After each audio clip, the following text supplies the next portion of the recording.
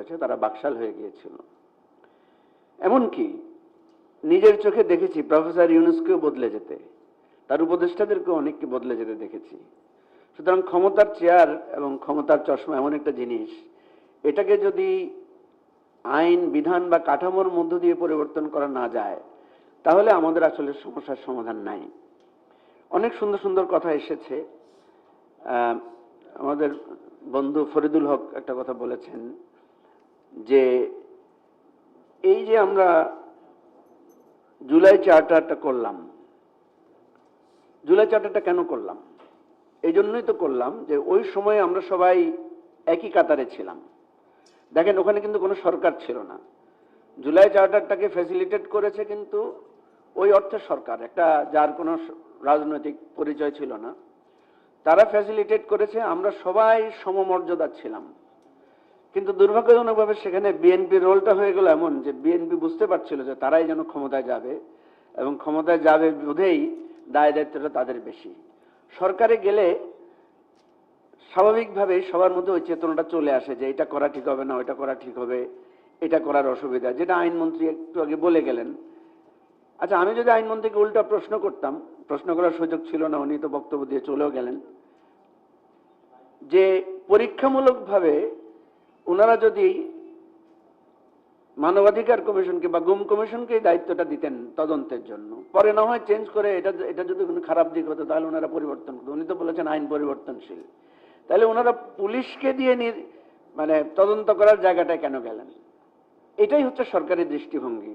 সরকার সব সময় চিন্তা করে যে সে কিভাবে গভর্ন করবে। এই জন্যই আমরা চেয়েছিলাম একটা জুলাই চার্টার করে এই জায়গাটাই নিতে, যে এমন একটা জায়গায় যাব যে আমি আমার ক্ষমতাটাকে ইচ্ছার কাজে বন্দী করে দেব। যেটা ফরিদুল হকের কথা বলেছিলাম, ফরিদুল হক বলেছিল যে সরকার আপনার তার জবাবদিহিতার জায়গাটা, তার একচ্ছত্র ক্ষমতার জায়গাটাকে সে নিজে কাটেল করবে।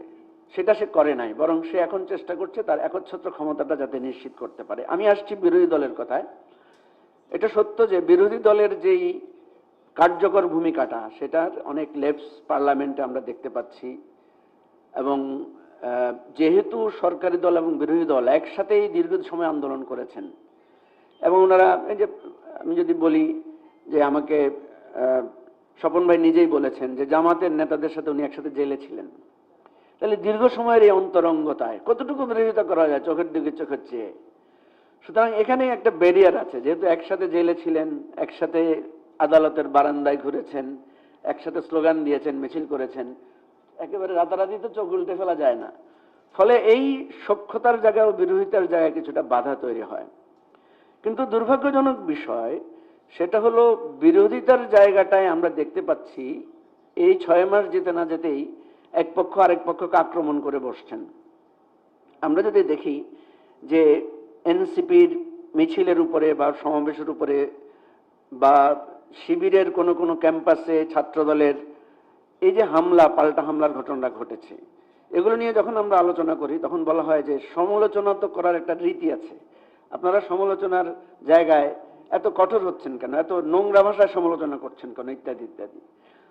তার মানে হচ্ছে যে আমাদের বিরোধী এবং সরকারি দলের মধ্যে একটা জায়গা থাকতে হবে যে এর বর্ডার ক্রস করলেই আমিও স্বৈরাচারী হয়ে যাব, বা এই বর্ডার ক্রস করলেই আমি কিন্তু হাতে লাঠি বা নীল রঙের পাইপ হাতে তুলে নিব, বা এর চাইতেও বেশি কিছু।